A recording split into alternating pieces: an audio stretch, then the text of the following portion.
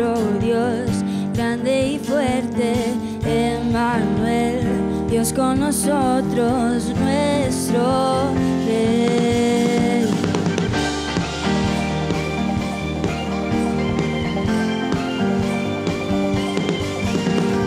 Quien creó todas las cosas, perfección en todas sus obras, solo Él es nuestra fuerza, nuestro Dios,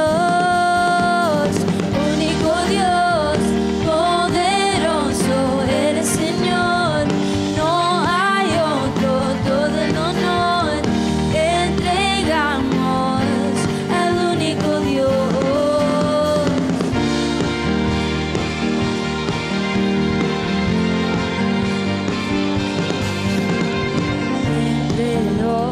Todas las cosas, perfección en todas sus obras, solo Él es nuestra fuerza, nuestro Dios, único Dios, poderoso, eres Señor, no hay otro, todo el honor entregamos al único Dios.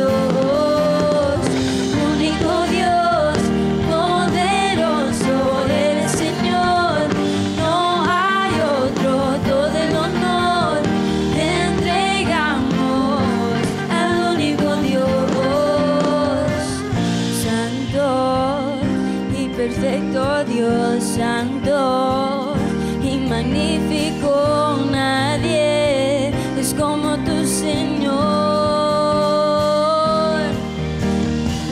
Santo y perfecto Dios, santo y magnífico, nadie es como tu Señor.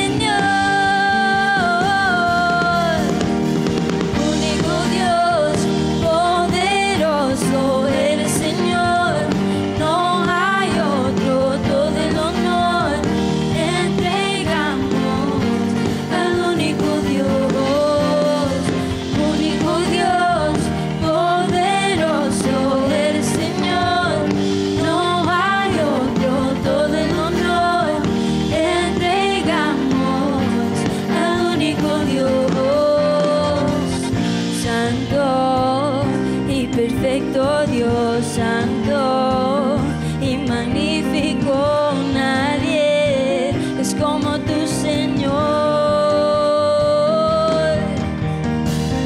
Santo y perfecto Dios, santo y magnífico, nadie es como tu Señor.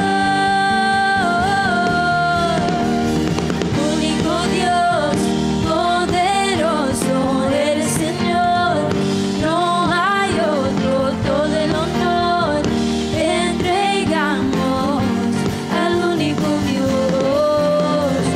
Único Dios, poderoso, eres Señor, no hay otro, todo el honor entregamos al único Dios.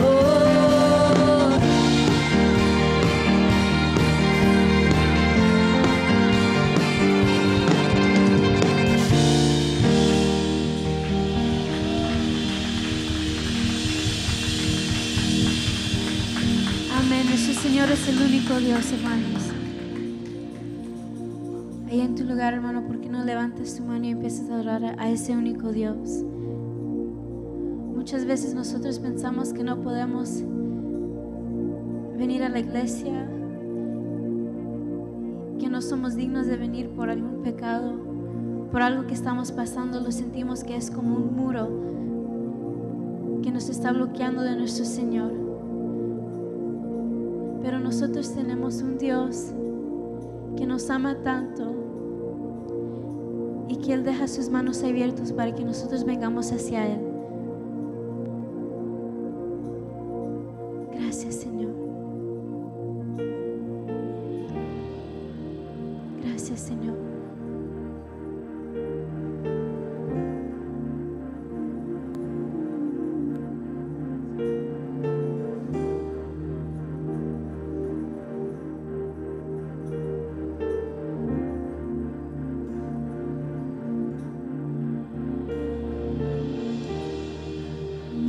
muros rodeando esto.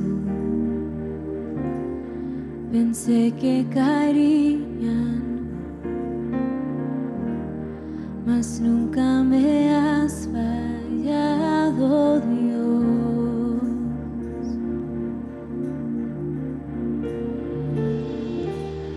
La espera terminará. Sé que has vencido ya. Nunca me has fallado, Dios.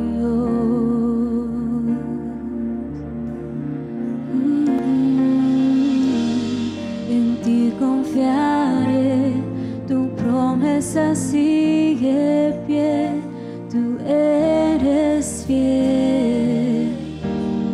Confiado andaré, en tus manos estaré. Siempre has sido fiel.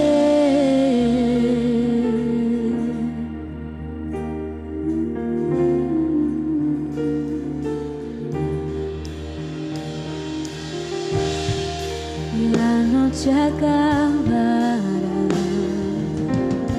tu palabra se cumplirá. Mi corazón te alabará.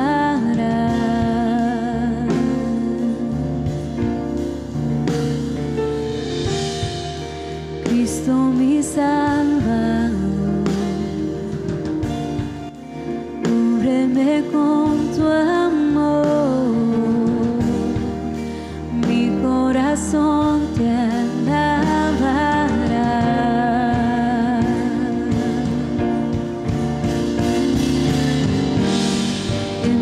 Confiaré, tu promesa sigue pie, tú eres fiel.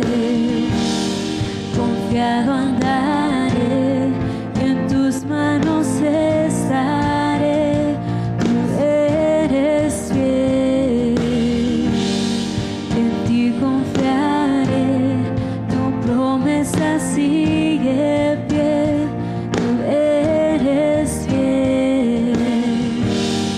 Confiado andaré, en tus manos estaré. Siempre has sido fiel. Gracias, Señor, porque tú siempre eres fiel. Ahí en tu lugar, hermano, levanta tu voz.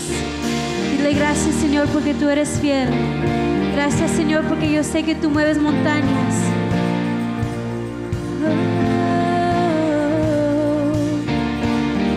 Gracias, Señor.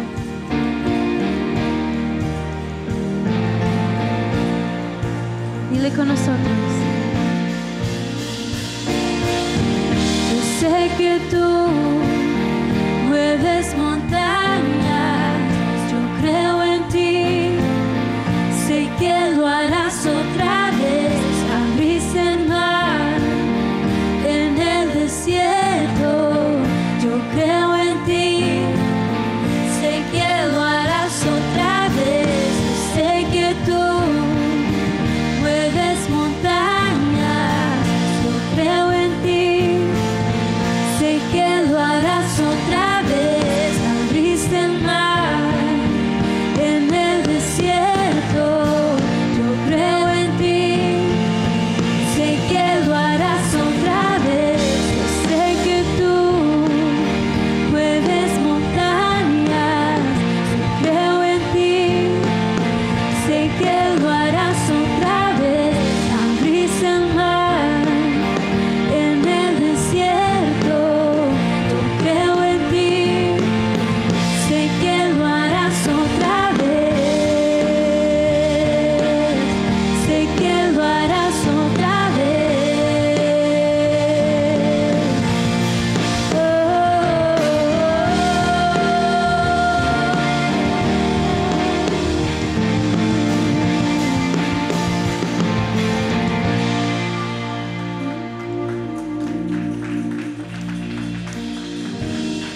En ti confiaré, tu promesa sigue pie, tú eres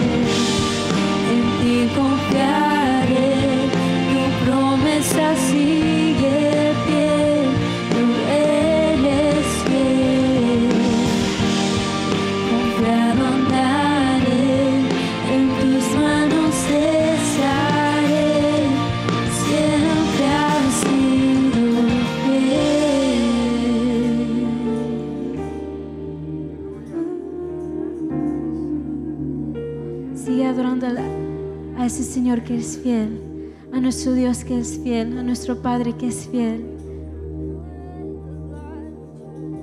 A veces nos olvidamos que el Señor es el mismo que abrió el mar hace muchos años.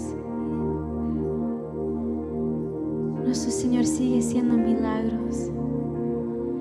Él sigue abriendo ese mar que no podemos cruzar. Y si tú lo crees, ¿por qué no le digas conmigo? Dile, yo sé que tú mueves montañas.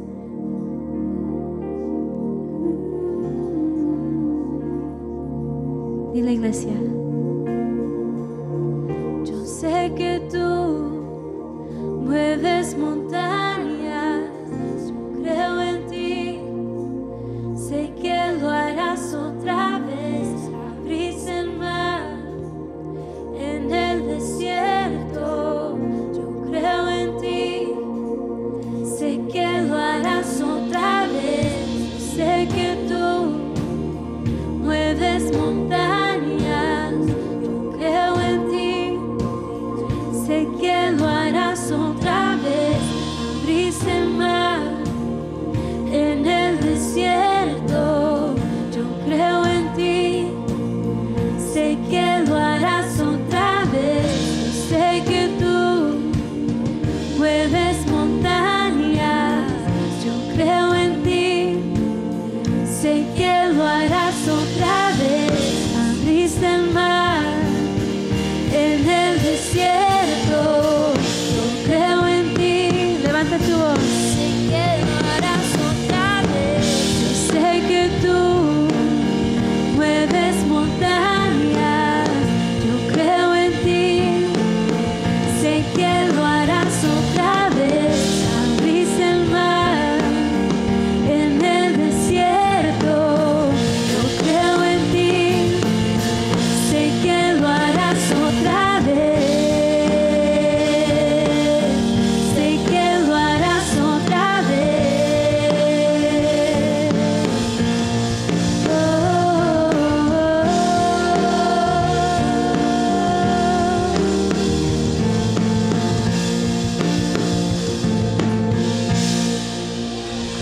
Aleluya. Dale un fuerte aplauso a nuestro Dios.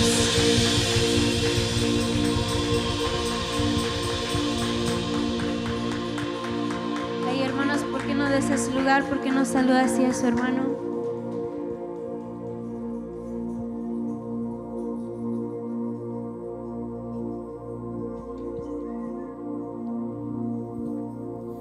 Gloria al Señor. Ya saludó a sus hermanos.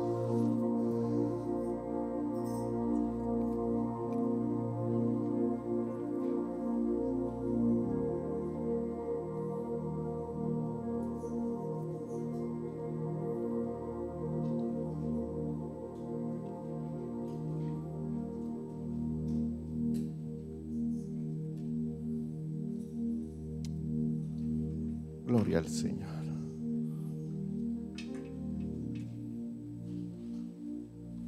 En esta noche puedo decir que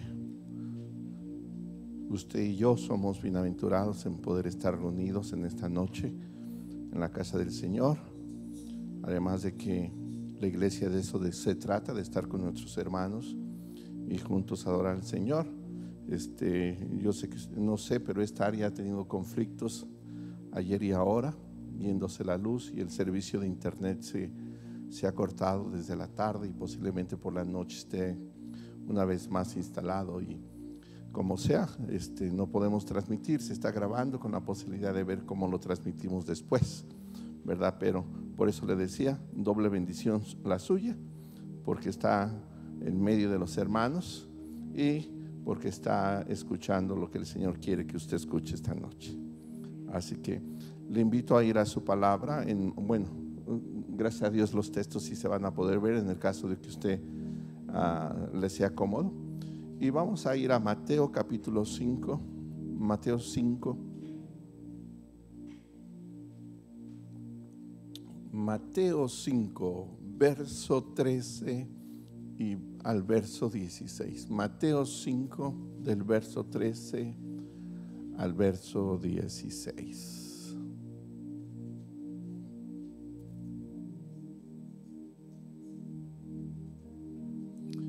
Mateo 5, verso 13 al verso 16. La enseñanza de esta noche está titulada La influencia de una iglesia precursora. La influencia de una iglesia precursora. Y dice la Escritura en Mateo 5, 13 al 16: Vosotros sois la sal de la tierra, pero si la sal se desvaneciere, ¿con qué será salada? No sirve más para nada, sino para ser echada afuera y hollada por los hombres. Vosotros sois la luz del mundo. Una ciudad sentada sobre un monte no se puede esconder, ni se enciende una luz y se pone debajo de un almud, sino sobre el candelero, y alumbra a todos los que están en casa. Así alumbre vuestra luz delante de los hombres, para que vean vuestras buenas obras y glorifiquen a vuestro Padre que está en los cielos. Señor, te damos gracias en esta noche por la oportunidad que nos das de estar en tu casa. Pedimos, Señor, que edifiques nuestros corazones con tu palabra. Consuela, Señor, si ese fuera nuestra necesidad. Sea tu Santo Espíritu usando tu palabra para consolarnos, Señor, para darnos ánimo, Señor, para seguir adelante. Señor, confiar que tú eres fiel. Tú eres fiel, Señor. Tú eres el mismo ayer, hoy y por los siglos, Señor. Y tú has hecho de misericordia y has hecho grande bonanza, Señor, para con tu pueblo, Señor, y la harás para con tu iglesia. Así que pedimos que nos bendiga, Señor, en tu gracia, en tu amor. En el nombre de Jesús, oh Padre, lo pedimos. Amén y amén. Recuerda, quiero enseñar en esta noche bajo este título: la influencia de una iglesia precursora. Quiero traer una pequeña introducción simplemente para recordar algunos conceptos que hemos visto. Estoy estudiando ya de tiempo atrás el Sermón del Monte y lo hemos definido como este señor lo definió, Oswald Chambers, y dice así: el Sermón del Monte no es una lista de reglas y regulaciones, sino una descripción de la vida que vivimos cuando el Espíritu Santo reina en nosotros. Vuelvo a repetir, el Sermón del Monte no es una lista de reglas y regulaciones, así como cuando usted va mirando y va checando si la cumple o no la cumple. Es más que eso. Dice, sino es una descripción de la vida que vivimos cuando el Espíritu Santo reina, gobierna sobre nosotros, sobre nuestras vidas. Así que en el Sermón del Monte vamos a encontrar el estilo de vida que corresponde a los hijos de Dios que han sido, ¿verdad? Que se han dispuesto a la obra del Espíritu Santo sobre de ellos, y brilla Cristo a través de sus vidas. Hablando un poquito de lo que es el reino de los cielos, ¿verdad? ¿Cómo podemos estar seguros? Yo preguntaría esta noche, ¿cómo podemos estar seguros tú y yo que el reino de los cielos se hizo presente desde los días de que Jesús vino a esta tierra por primera vez, esperamos su segunda venida, hasta los días de ahora? ¿Cómo podemos tú y yo estar seguros que el reino de los cielos se ha hecho presente desde el primer advenimiento de Jesús a la tierra hasta el día presente? Bueno, cuando estudiamos acerca del reino de los cielos, vimos que el reino de Dios se acercó a nosotros porque el rey del reino estuvo entre los hombres. Eso aprendimos. Juan el Bautista y el Señor Jesús hablaron bajo la misma tónica: el reino de los cielos se ha acercado a vosotros, ¿verdad? Y se acercó a nosotros porque el Rey de la gloria, el Rey de los reyes, estuvo entre los hombres. Y me gusta cómo lo dice Juan en su capítulo 1, verso 14. Dice, y aquel verbo fue hecho carne y habitó entre nosotros. Y vimos su gloria, gloria como del unigénito del Padre, lleno de gracia y de verdad. Y más adelante dice Juan, y de su plenitud tomamos todos, y gracia sobre gracia. Entonces, esa es la confianza que tú y yo tenemos, que desde ese día hasta el presente, el reino de los cielos se hizo cercano a nosotros. ¿Por qué? Por la visitación del Cordero de Dios a esta tierra. Ahora, si Cristo es una realidad en nuestras vidas, si tú has nacido de nuevo, si Cristo es el Salvador y el Señor de tu vida, entonces el reino de los cielos sigue estando entre nosotros, ¿verdad? Así de sencillo. Ahora la tarea de la iglesia es hacer visible ese reino invisible. Eso lo dijo Juan Calvino, me gustó mucho, porque de eso se trata. Se trata de que las gentes vean en nosotros algo diferente a ellos, algo diferente al glamour o toda la falsa expectativa que este mundo les pueda ofrecer, y glorifiquen al Señor por vuestras buenas obras.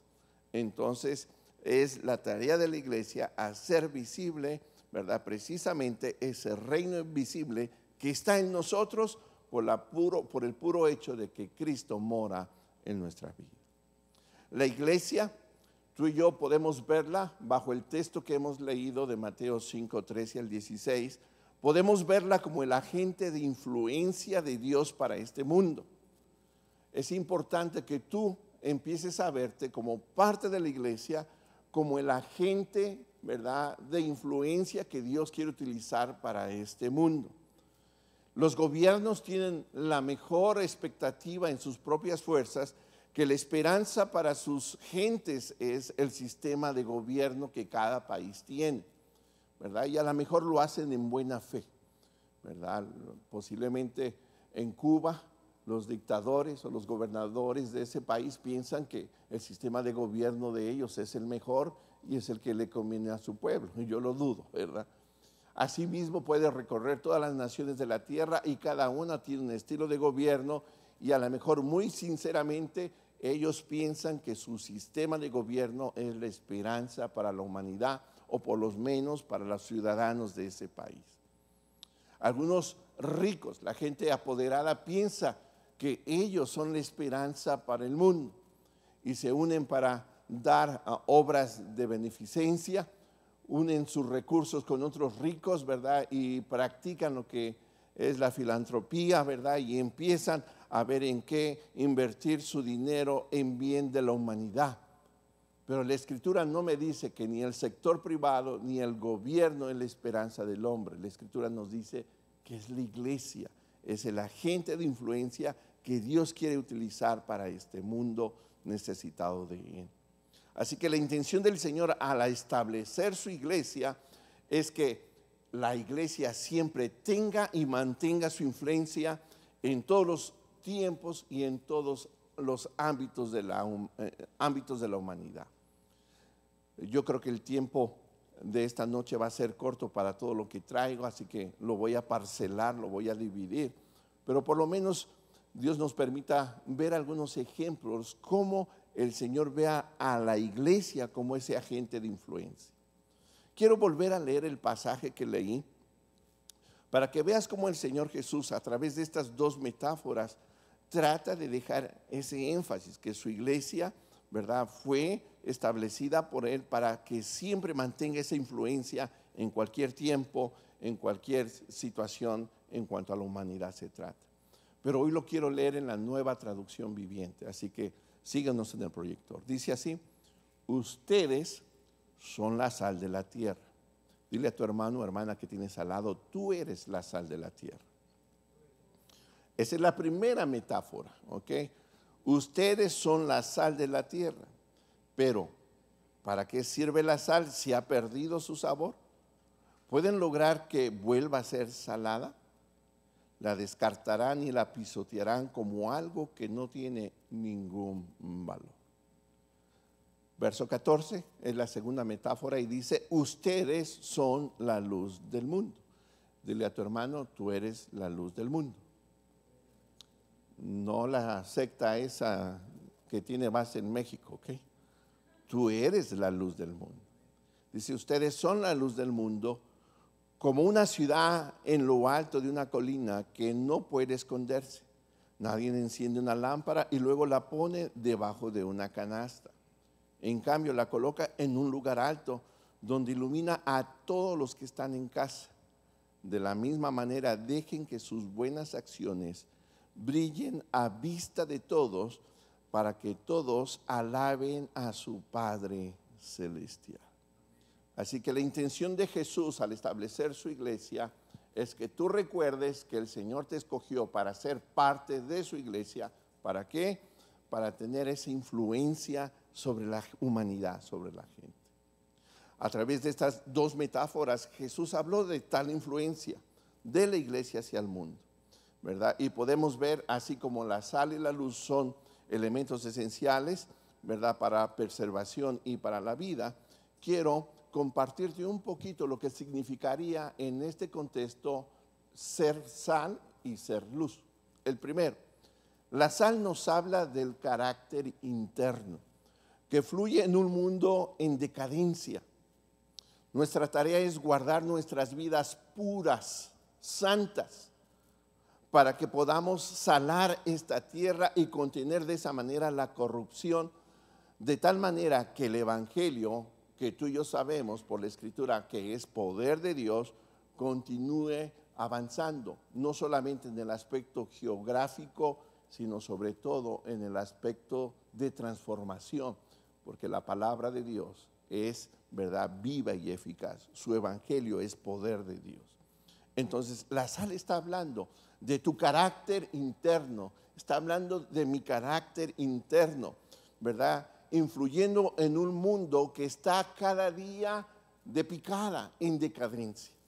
Y tú lo puedes ver, ver las noticias y, hermano, yo tiene tiempo que no veo ya tanta noticia. No veo. Ya hasta me deprimen, me molestan a veces considero que estoy perdiendo mi tiempo. Pero esa es la realidad en la que estamos viviendo, un mundo en decadencia, y el Señor espera que tu vida y mi vida sea diferente, que esa diferencia esté basada en una vida consagrada, una vida pura delante de Él, para poder refrenar, detener la corrupción en la cual se está viviendo en el día presente. Si pudiéramos definir qué es la luz en el texto que el Señor Jesús nos dio, la luz nos habla del testimonio externo. El otro era la evidencia interna, el testimonio interno. Ahora la luz nos habla del testimonio externo, es decir, de las buenas obras que apuntan, ¿verdad? Lo bueno que hacemos no lo hacemos para quedar bien con los demás. Nuestro trabajo es agradar a Dios. Así que nuestras buenas obras apuntan hacia Dios. Las buenas obras deben de acompañar nuestra vida dedicada según permitemos que nuestra luz brille. Si tú eres de Cristo, ¿verdad? No solamente hay un testimonio interno, sino también hay una evidencia externa y los demás deben de notar, ¿verdad? No solamente a corto alcance, sino desde lejos, que tú eres diferente y tus obras dan testimonio de la luz de Cristo en tu vida. ¿Has considerado, yo no sé, hermano, yo lo he considerado varias veces para ponerlo en perspectiva de la iglesia, pero quiero traerte esta pregunta? ¿Alguna vez has considerado el por qué y el para qué de la elección de Dios para con su pueblo Israel? Y sería bueno que consideramos un poquito, ¿verdad? Porque aunque no estamos diciendo con esta enseñanza que la iglesia, ¿verdad?, le quitó el lugar al pueblo de Israel, porque eso nunca va a suceder, ¿verdad? Podemos encontrar en el modelo de la elección, del propósito, del por qué y el para qué de Dios hacia su pueblo, lo mismo para con nosotros. Así que de eso quiero hablarte, ¿ok? Si vamos a Deuteronomio 7, del 6 al 8, Deuteronomio 7, 6 al 8, ahí vamos a encontrar el por qué y el para qué el Señor escogió a su pueblo. Dice así: porque tú eres pueblo santo para Jehová tu Dios. Jehová tu Dios te ha escogido para hacerle un pueblo especial. Ahí está el para qué. El Señor lo escogió para que fuera un pueblo especial. Y es importante, si tú quieres recordar, creo que hay enseñanzas grabadas, ¿verdad?, acerca del segulá de Dios, ¿verdad? Y aquí está hablando un pueblo especial, es el segulá de Dios. Dice, continúo leyendo, dice: Jehová tu Dios te ha escogido para hacerle un pueblo especial, más que todos los pueblos que están sobre la tierra. Verso 7. No por ser vosotros más que todos los pueblos os ha querido Jehová y os ha escogido, pues vosotros eras el más insignificante de todos los pueblos.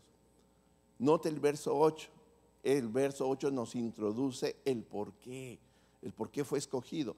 Sino por cuanto Jehová os amó y quiso guardar el juramento que juró a vuestros padres, os ha sacado Jehová con mano poderosa, Os ha rescatado de servidumbre de la mano de Faraón, rey de Egipto. Entonces, si tú quieres saber el por qué y para qué, aquí lo vas a encontrar. El Señor escogió a su pueblo porque quiso amarlo, simplemente.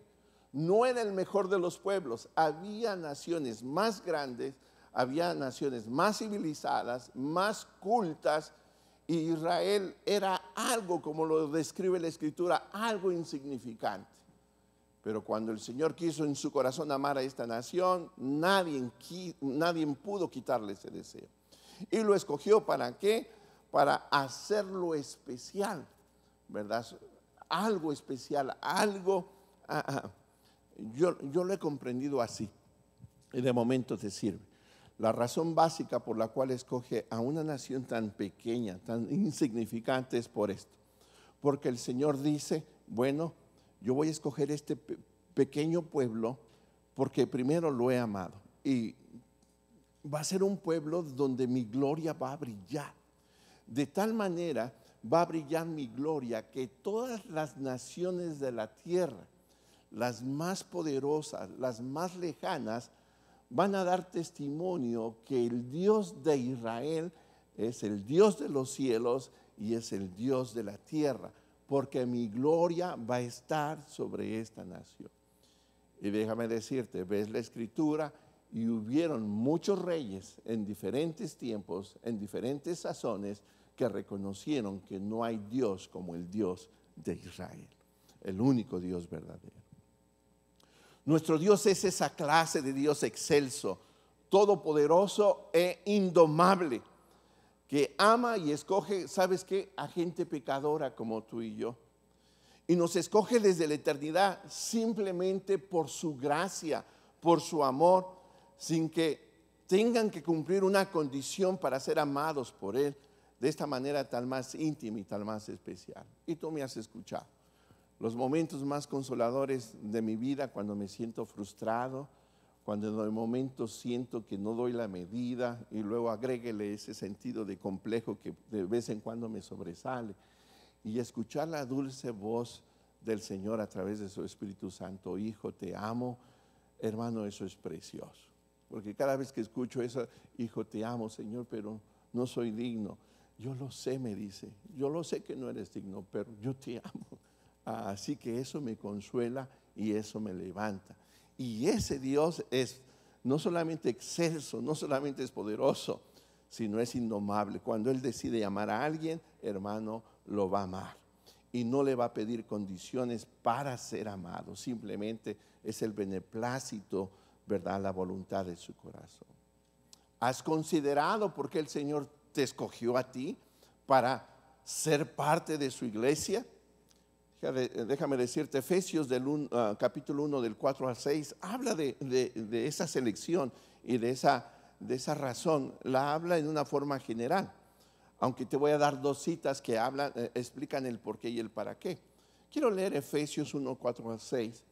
Y déjeme decirle, iglesia, intencionalmente yo procuro poner muchos versos, ¿ok? No solamente por ustedes que están presentes, sino a veces cuando el servicio está transmitido en línea, porque al final del día lo que cambia el corazón del hombre es la palabra del Señor. Dice la Escritura que la fe es por el oír y el oír la palabra del Señor, ¿verdad? Y yo intercedo y oro al Señor que en algunas de estas líneas de su palabra, ¿verdad?, venga un entendimiento de Dios a tu corazón para que quede grabada en lo más profundo de tu corazón. Así que esa es una de las razones. Así que aunque veas muchos versos, hermano, esa es la intención primordial. Dice la Escritura, dice, según nos escogió en Él antes de la fundación del mundo, para que fuésemos santos y sin mancha delante de Él, en amor habiendo predestinados para ser adoptados hijos suyos por medio de Jesucristo, según, nota, el puro afecto de su voluntad, por amor, por gracia, por misericordia nos escogió. Y luego viene el para qué en una forma general: para la alabanza de la gloria de su gracia, con la cual nos hizo aceptos en el amado. Así que el Señor nos escoge por gracia para que busquemos vivir para su gloria en gratitud y adoración. Y es tiempo, hermano, que honremos su misericordia. amados, es tiempo que honremos su misericordia. Porque recuerda, cuando tú y yo la honramos, ¿verdad? Nos hacemos recipientes de más misericordia de parte de Dios. Pero quiero compartir 2 citas más. Una de ellas muestra el por qué el Señor nos escogió. Efesios 2, versos 4 y 5. Dice, pero Dios, que es rico en misericordia, por su gran amor con que nos amó, nos escogió por amor, hermanos, por amor, igual que a su pueblo. Aun estando nosotros muertos en pecados, nos dio vida juntamente con Cristo, por gracia, por misericordia, por amor, como lo quieras tú traducir a tu vida, ¿verdad? Fuiste escogido de parte de Dios. Ahora, el para qué. Quiero compartirte primera de Pedro, capítulo 2, verso 9 al 10. Y dice así, mas vosotros sois linaje escogido, real sacerdocio, nación santa, pueblo adquirido por Dios, para que anunciéis las virtudes. Aquí viene el para qué. Para que anunciéis las virtudes de aquel. ¿De quién está hablando? De Cristo. Tú y yo debemos reflejar, no como una lista de requisitos, sino por la realidad de que Cristo mora en nosotros, para que anunciemos las virtudes de aquel, refiriéndose a Cristo, que nos llamó de las tinieblas a su luz admirable. El verso 10 termina diciendo, vosotros que en otro tiempo no erais pueblo. Está hablando al gentil. Pero ahora sois pueblo de Dios, que en otro tiempo no habíais alcanzado misericordia, porque la salvación fue primeramente para el judío. Mateo 1:21 lo recuerda, Jesús tomó ese nombre porque era el Salvador para Israel. Dice, en otro tiempo no habíais alcanzado misericordia, pero ahora habéis alcanzado misericordia. Así que es importante que tú veas que hay una similitud muy preciosa en la forma, la razón por la cual y el propósito por el cual el Señor escoge a Israel para pueblo suyo, y una razón muy similar para la cual Dios te escogió a ti, me escogió a mí, ¿verdad? Hay una razón y hay un propósito. Y aquí es donde entra, ¿verdad?, en entendimiento el pasaje que leímos de Mateo 5, verso 13 al 16. Esas metáforas, tú y yo somos la sal de la tierra, tú y yo somos la luz del mundo. Hoy quiero hablar un poquito de la sal, solamente así en breve. La sal es utilizada o fue utilizada, hoy gracias a Dios, por los refrigeradores. ¿Verdad? Solamente cuando no hay luz la cosa se amoló.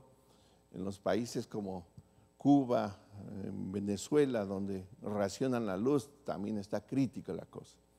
Por hoy podemos guardar nuestros alimentos en el refrigerador y sabemos que pueden durar la leche, la crema, el huevo, las carnes sobre todo, y ahí pueden durar bastante tiempo.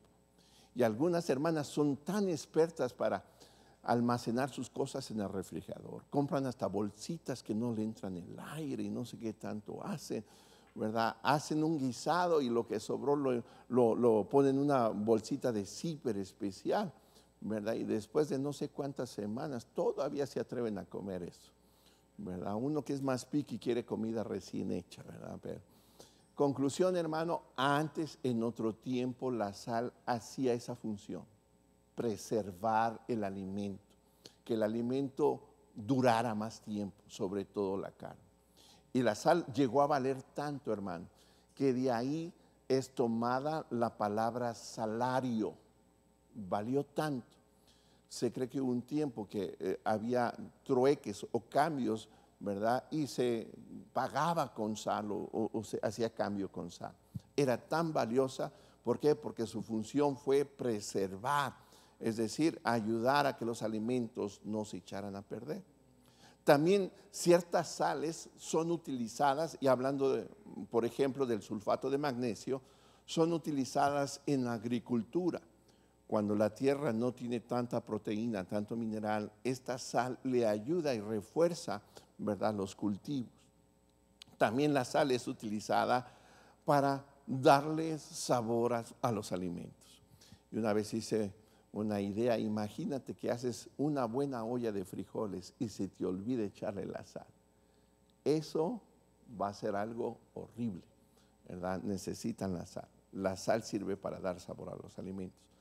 De estas tres funciones básicas de la sal, personalmente yo creo que Cristo se refiere en su metáfora al aspecto de preservación, de conservación.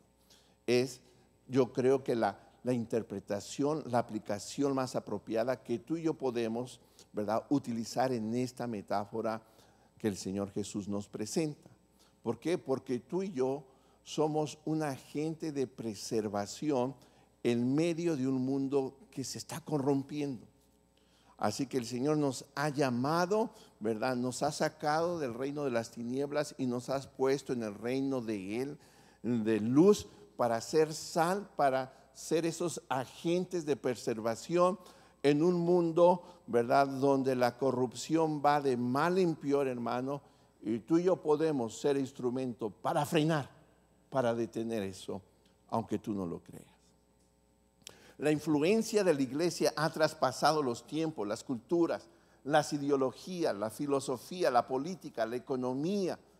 Al ser la iglesia una institución o un agente donde la semilla del evangelio sale hacia el mundo, y cuando es anunciado el evangelio es depositada en familias, y tarde o temprano la familia es parte de la sociedad de las diferentes naciones. Cuando el evangelio, ¿verdad?, llega a nivel nación, los gobiernos por lo menos pueden guiarse o manejarse o conducirse bajo un código moral más cercano a la palabra del Señor. Cuando la palabra del Señor, el evangelio, llega al individuo, entonces el evangelio o la palabra del Señor le ayuda para saber qué camino debe de recorrer. Y tú y yo estamos hablando en este caso de una iglesia que debe de ser influencia en un mundo lleno de corrupción. ¿Cómo es esta iglesia o cómo debe de ser? Debe de ser una iglesia saludable, alineada a la palabra de Dios. Y qué bueno, hermano, que yo intencionalmente procuro que la Biblia la leas aquí, la leas desde casa si estás viendo esta predicación online, ¿verdad? Que tú estés, ¿verdad?, continuamente mirando hacia la palabra del Señor.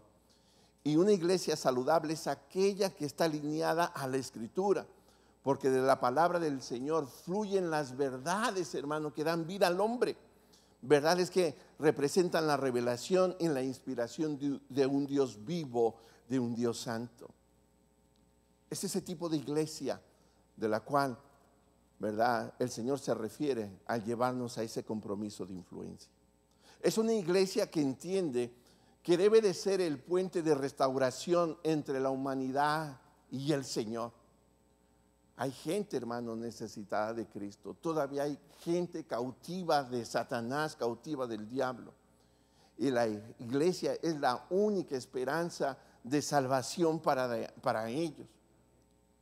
Y tú y yo anticipadamente sabemos que no hay camino al Padre si no es a través de nuestro Señor Jesucristo. ¿Y sabes cuál es el agente de influencia que levanta el nombre de Cristo en alto? Es la iglesia que conoce al Señor como su Señor y su Salvador. A veces las gentes dicen, no, todas las religiones llevan al cielo. Esta es una pérdida de tiempo. Siempre he creído, hermano, desde ya mucho tiempo, que si todas las religiones llevan al cielo, el Padre Celestial fue injusto al enviar a su Hijo a dar su vida en tu lugar, en mi lugar, en un sacrificio tan cruel. El Padre Celestial hubiera sido injusto, por si al fin y al cabo los que adoran a Confucio van a ir al cielo. ¿Para qué tanto sacrificio? Si los que adoran a Mahoma, Buda, a todos los dioses o divinidades habidas y por haber o proclamadas como dioses, como esperanza de salvación, el Padre Celestial hubiera sido injusto. Y esto, ¿verdad?, me recuerda que desde la perspectiva de Dios no hay plan B. Es a través de Cristo que solamente el hombre puede llegar al Padre Celestial. Y la iglesia es la única esperanza del mundo si Cristo es una realidad en sus corazones. Y si Cristo es una realidad en tu vida, recuerda, el reino de los cielos sigue moviéndose en tu vida, sigues moviéndose dentro de ti. No tengas temor de hablar de Cristo, no tengas temor. No necesitas ir a un instituto bíblico, necesitas simplemente hablar de lo que Cristo ha hecho en tu vida, cómo te ha cambiado el carácter. Simplemente habla, ¿verdad?, de cómo cambió, habla de ese antes y después de Cristo en tu vida. La iglesia de la cual Cristo habla y nos lleva para ser esa iglesia de influencia es una iglesia precursora, una iglesia que entiende su propósito y discierne los tiempos y el espacio donde el Señor la ha colocado. Esto está tremendo, hermano. Juan el Bautista fue uno de los precursores, el primer precursor. Y él estaba en el desierto, metido, aislado ahí, y entendía lo que estaba pasando. ¿Sabes qué? No lo entendía porque estaba al pendiente de las noticias o del chisme que se estaba dando en Jerusalén o en todas las ciudades de la tierra de Palestina. Él entendía, yo me imagino que estaba metido entre las peñas, entre las cuevas, y tenía el rollo del profeta Isaías, el rollo del profeta Jeremías, se metía en intercesión, en clamor al Señor, días, semanas, meses. Hermano, el ministerio de Juan el Bautista fue único. ¿Por qué? Por lo que él habló, hermano, fue directamente lo que el Señor le revelaba a través de su palabra. De tal manera que en el momento preciso sale, ¿sabes qué? Para dar la gran noticia al pueblo de Israel. He aquí el Cordero de Dios, el que quita el pecado del mundo. Mírenlo a Él, contémplenlo a Él. Él no pudo equivocarse en ese statement, en esa declaración. Él tenía que estar seguro por Dios, por el Santo Espíritu, ¿verdad? El momento preciso que tenía que señalar quién era el Mesías, y lo hizo correctamente. La iglesia de Cristo debe de ser, ¿verdad?, en ese sentido debe de ser como un Juan el Bautista, entendiendo los tiempos, discerniendo los tiempos. Hermano, no estamos en América porque nos venimos de nuestra situación. El Señor quiere usarnos en América. Fíjate, este país hubo un tiempo, hermano, que fue un seminario de misioneros, hermano. Esta nación fue bendecida, estoy hablando de unas décadas atrás, enviando misioneros, hermano, a todo el mundo. Ahora necesitamos que envíe el mundo misioneros a América, hermano. Y con el peligro de que a algunos de ellos les guste la buena vida de aquí y se enfríen espiritualmente. Y tú y yo que ya estamos aquí, nada más nos estamos afanando por los verdecitos. Y ahora, con la situación que está, ¿verdad?, pues ya no están tan libres como antes, ¿verdad? Tú y yo debemos de discernir los tiempos y el lugar en el cual el Señor nos ha colocado. Y ¿sabes qué? Hablar de los planes que el Señor tiene de amor y misericordia para aquellos que no le conocen. Esa es la iglesia a la cual el Señor nos está invitando a ser, una iglesia que es influyente. Quiero hablarte de dos ejemplos. La iglesia primitiva.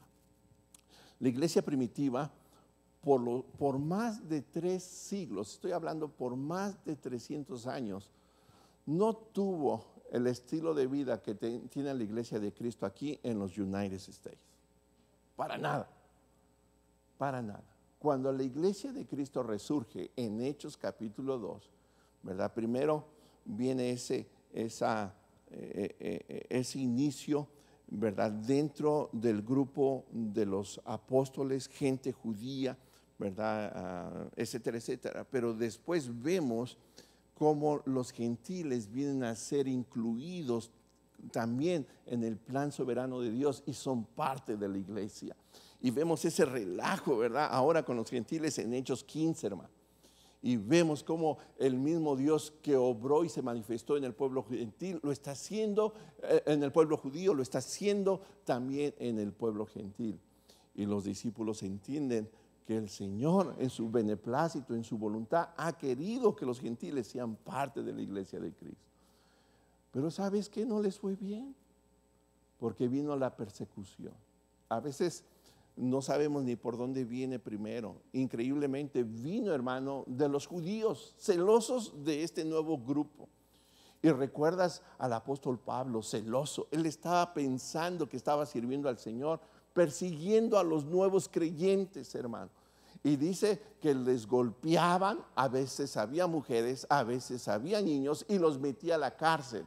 No se llamaba Pablo para entonces, era Saulo de Tarso. Pero el Señor Jesucristo le salió al camino, hermano, y fue una conversión preciosa. Y ese que fue un perseguidor de la iglesia, hermano, fue un fiel apóstol, hermano, valiente al punto de dar su vida también por Cristo. La iglesia no empezó, hermano, como ahora la iglesia americana. Sus luces, su promoción y toda. No, hermano, no empezó así. Persecución tras persecución. Y cada vez que perseguían a los cristianos de Jerusalén, entonces iban a las ciudades de afuera. Y tanto fue así, hermano, que las gentes, los cristianos que eran perseguidos, llegaron hasta Roma, antes de que Pablo fuera llevado prisionero a Roma. Y después de la muerte de los apóstoles, hermano, una persecución. Cada emperador que entraba, hermano, se ensañaba con la iglesia. Y esta es una ironía, cómo se levanta ese antagonismo. ¿Qué es antagonismo? Es una actitud de rechazo a alguien por haber cambiado de su fe. Es decir, venían a Cristo y ahora que eran mejores ciudadanos, ahora que se conducían bien, no decían malas palabras, no pagaban mal por mal, sino hacían el bien, la gente se enojaba y se ensañaba porque no eran como antes. No solamente fue el único enemigo de la iglesia primitiva por los primeros siglos. Había mucho intelectual maldito en aquellos entonces. Había gente, recuerde que las filosofías nacieron como 500 años antes de Cristo, 600, muchos filósofos griegos, pero ¿sabes qué? Ateos y malos. Y cuando se levanta esta nueva fe del cristianismo, este nuevo movimiento cristiano, hermano, había mucha oposición teológica, gente intelectual en contra de la deidad de Cristo, tratando de refutar a estos que no tenían tanto discernimiento de palabras, haciéndolos querer que se retrocedieran de su fe. ¿Están conmigo?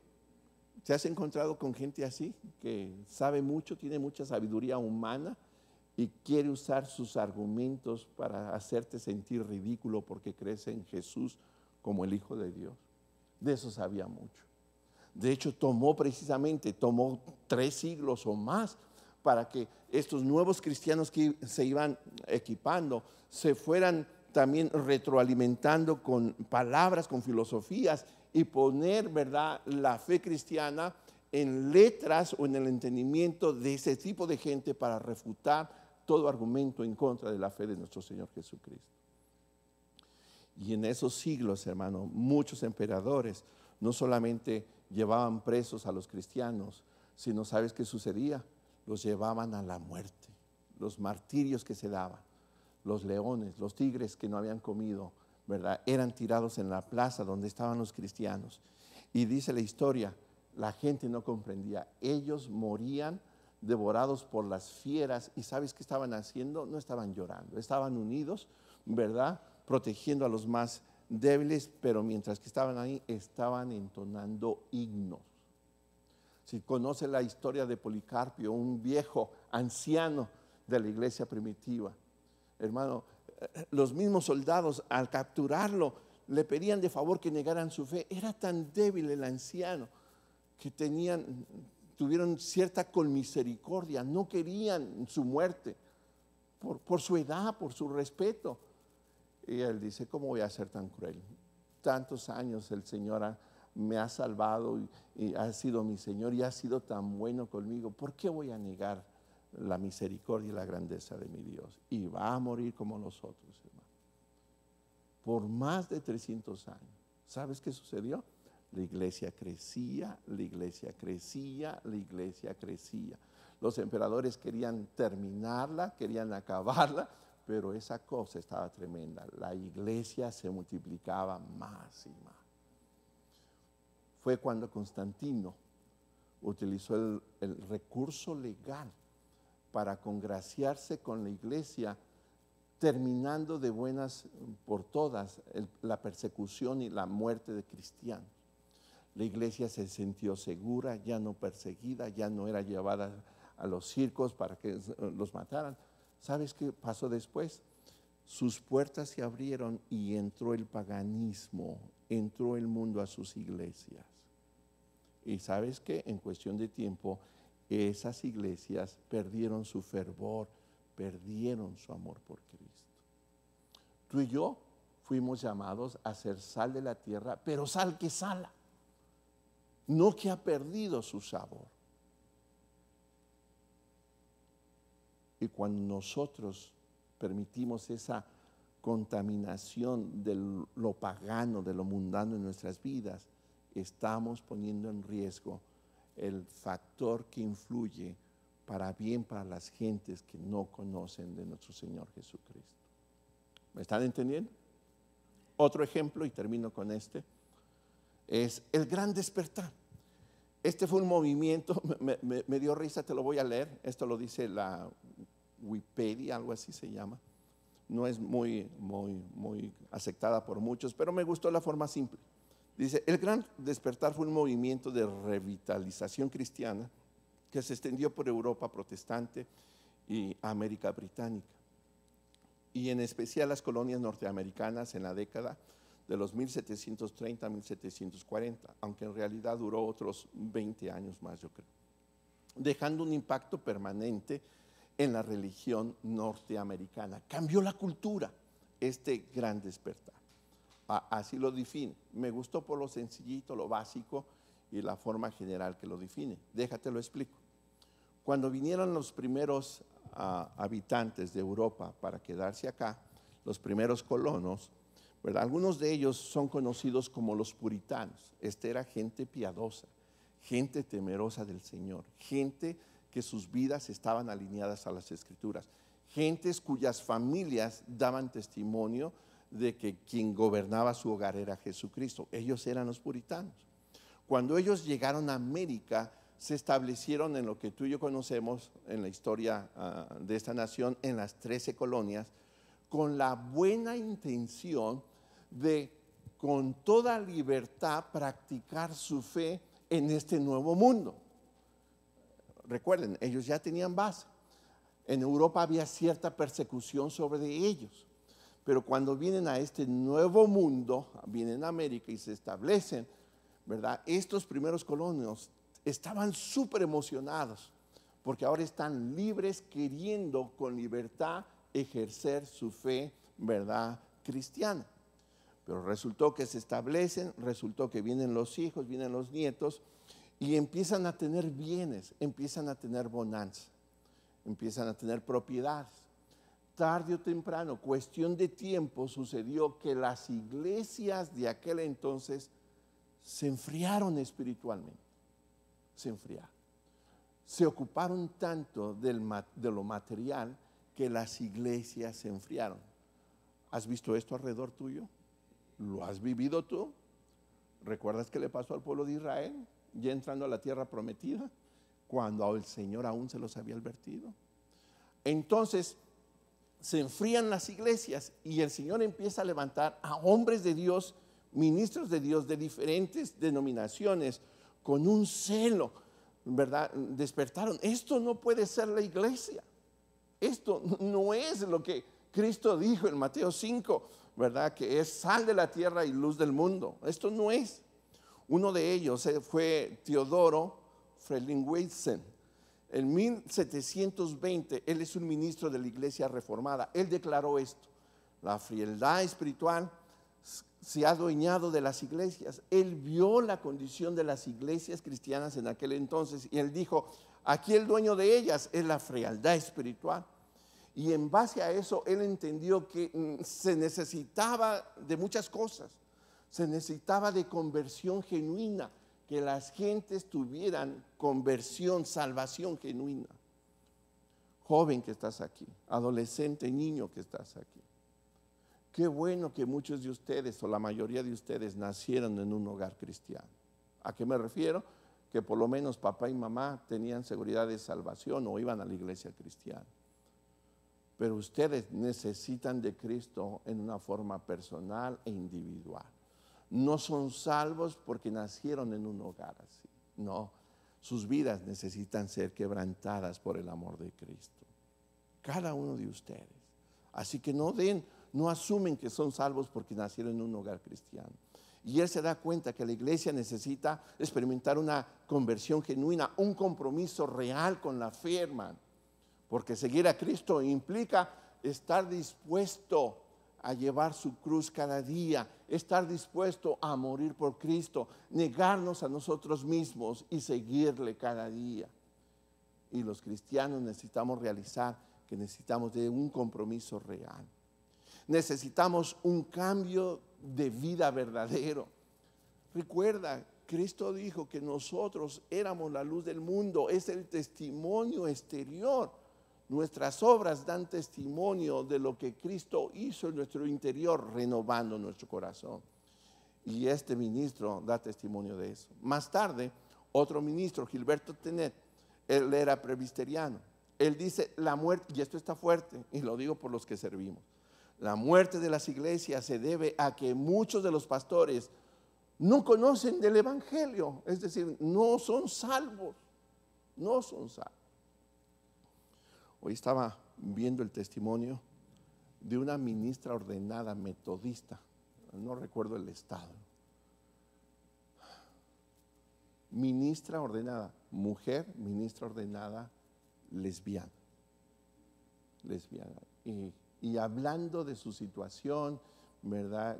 En su congregación, y la escucho hablar, hermano, toda esa palabrería sin vida de Dios en ella. Sin vida de Dios. Y me pregunto cuántos pastores, aunque no estén en esa situación, posiblemente están en el negocio de la iglesia por tener una entrada, no porque el Señor primero les haya restaurado.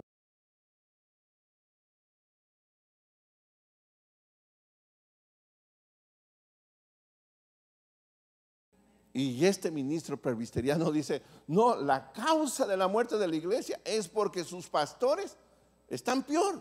No conocen de Cristo, no conocen del evangelio. Después en ese trabajo, dentro de las iglesias se levantó, ¿verdad?, un convenio, un pacto que se llamaba Medio Camino. Para hacerte corta la historia, es como la iglesia light de hoy en día. O sea, mira, ven aquí, así como eres, ven.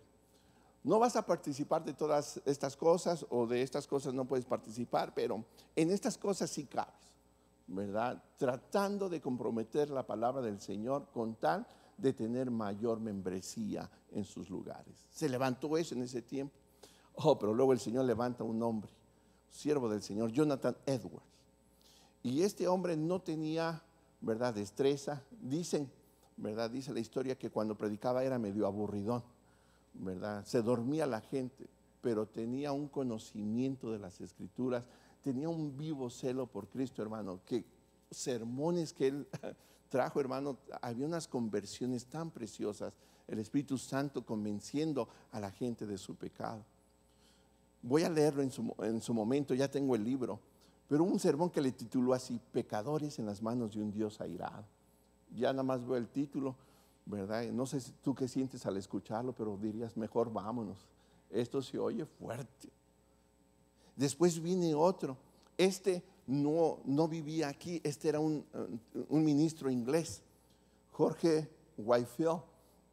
Él hizo 7 viajes de Europa a América, ¿verdad? Y él ministró hasta por los años de 1760. Y fue un renovar espiritual dentro de la iglesia cristiana que vino y afectó a la política, vino y afectó, hermano, a toda la sociedad, hermano, de tal manera, hermano, que parte de la estructura de la Constitución, hermano, que hoy tiene este país es gracias a esa cultura cristiana que se levantó en ese despertar espiritual. ¿Sabes?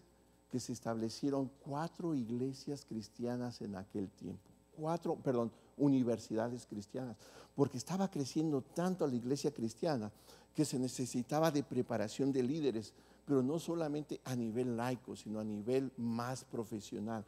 4 universidades, en mis notas tengo los nombres, 4 de las mejores universidades. Y con el fin de preparar a hombres y a mujeres para servir al Señor en la sociedad con una perspectiva cristiana. Pero ¿dónde está América ahora? ¿Dónde está América ahora? De todas esas universidades, hermano, ya sacaron al Señor de entre de ellas, hermano. Ya se metieron tantas cosas paganas y mundanas. Pero ¿sabes qué? No por lo que estamos viviendo tú y yo, eso va a alterar el propósito por el cual el Señor te llamó a ti y me llamó a mí para ser la iglesia influyente en una sociedad que se está corrompiendo. Me espantó al escuchar al pastor que el Señor usa para bendecir mi vida. Lo escuché el fin de semana en una grabación. Pero haciendo una comparación de la situación crítica en la que está esta nación, dice, es como si comparáramos que tenemos unos 400 libras de carne y necesitamos salarla para que se conserve. 400 libras de carne, pero nada más tenemos 2 montoncitos de sal. La decadencia en este país es tan así, se ha levantado tanto el mal, que es tanta la decadencia, es tanta la maldad versus en contra, versus la sal para esta tierra, para este mundo. Y tú y yo por lo menos hoy debemos de ser conscientes que para eso nos sacó el Señor, para anunciar las virtudes de aquel, para anunciar la realidad de que solamente Cristo salva y solamente Cristo es la esperanza para un mundo tan corrupto. Para eso nos escogió el Señor. Pero ¿sabes qué? ¿Cómo vas a hablar de eso si no has cuestionado y no tienes seguridad de salvación? ¿Cómo vamos a poder ponernos serios cuando no vivimos en santidad? Cuando permitimos, ¿verdad?, ese lastre del mundo llegar a nuestras mentes, llegar a nuestras vidas y que contamine la pureza de la cual tú y yo, ¿verdad?, debemos de vivir. Yo voy a continuar con esta enseñanza. Como iglesia hemos sido llamados para influir, para ser una buena influencia en un mundo caído. Te invito a ponerte de pie.